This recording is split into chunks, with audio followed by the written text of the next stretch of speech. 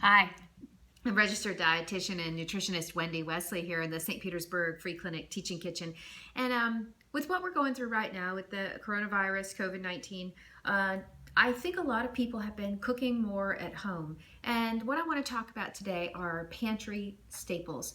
I'm always kind of after people to cook more at home, both to save money and to have a better diet. I firmly believe that people who cook at home have the best diets. We tend to eat, when we eat at home, we tend to eat smaller portions. We tend to eat less saturated fat. We tend to eat, we don't have bread at the table. We tend to not eat a lot of deep fried foods. So these are foods that we tend to get out in restaurants and we indulge in, and I love restaurant food. I love going out to restaurants. But the truth is, if I ate out in restaurants every night, I wouldn't have much money in my bank account, and I wouldn't have the good health that I believe that I have from eating a wide variety of food that I cook at home. I realize that cooking at home, however, requires staples. And in this time, because you're cooking at home more, you may have realized that you needed to go and buy a bunch of things that you didn't have in order to cook. And today, what I did here in this kitchen, I inherited this kitchen and I inherited some food in this kitchen, and there were a lot of staples here already. And then there were some things that I had to go out and get, and there's still some things I have to get. Like I don't have hot sauce, which in my world, hot sauce is a staple. Not for everybody, but in my world, hot sauce is a staple. So your staples will be unique, but I have a list of core staples that I think that every kitchen should have. I've got a lot of things out here. I'm going to go through them kind of quick.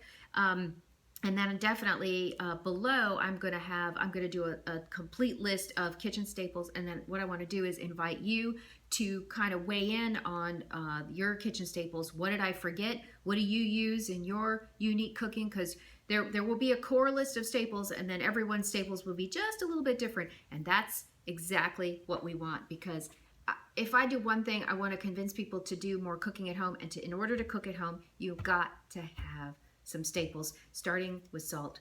Got to have salt. I've actually cooked in a friend's kitchen and she didn't have salt. I won't say who it is, but it was we had to go out and get salt, because I can't cook without salt. Maybe you can. I can't cook without a little bit of salt. Butter. I do cook with butter, and I also cook with olive oil. And then for high heat frying, don't kill me, I cook with canola for high heat frying. When I'll do like a fish and I want to get a good crust on it, I will not use an olive oil. I'll use a high smoke point oil, like a canola.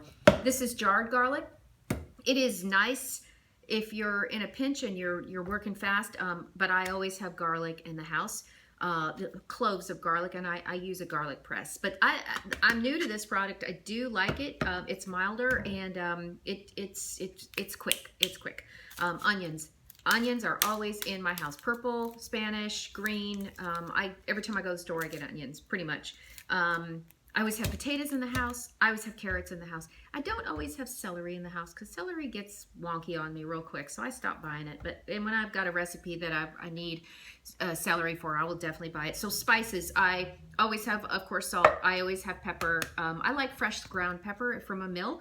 I am a huge fan. I love ginger. So two of my go-to spices are ginger and cinnamon. I always have ginger and cinnamon, and I use them in savory foods. Like I just made these sweet potatoes in my last episode, and you think of a sweet potato as kind of a savory food, kind of sweet, but I like to use cinnamon and ginger in savory food, just kind of kick it up a little bit. And I love cumin.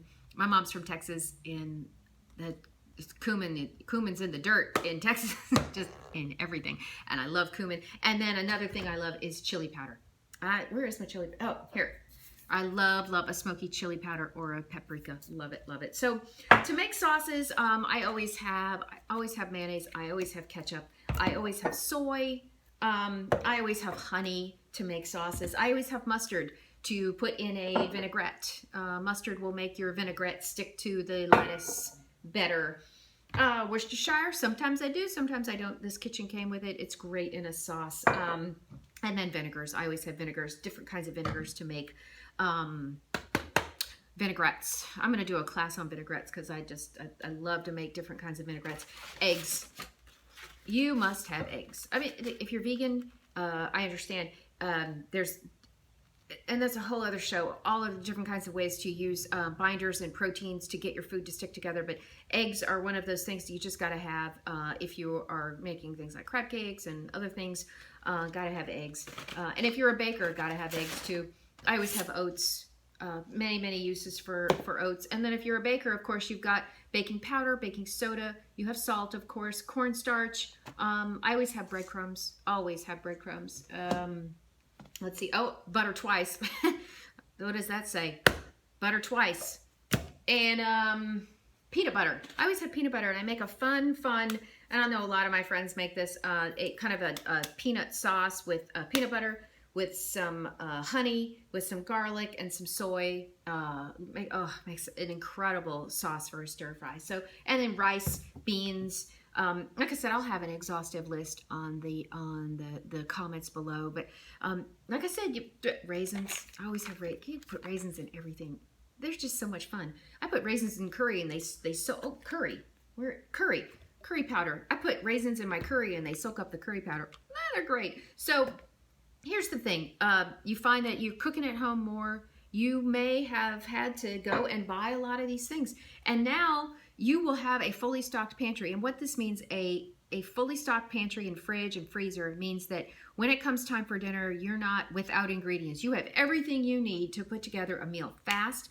It's not exhausting for you, because here's my wish, is that when we go back to work, when things get back to normal, perhaps you have learned something new about cooking. Maybe you learned something new about yourself, and you're more likely to get back into the kitchen and cook. And that is my fondest wish for all of this time, is that we can become happier cooks and healthier people as a nation. So I'm Wendy Wesley, registered dietitian, nutritionist, and I hope I can reach the stop button over all my staples. I thank you for listening. I'll be back with more videos down the road. Thanks. Bye-bye.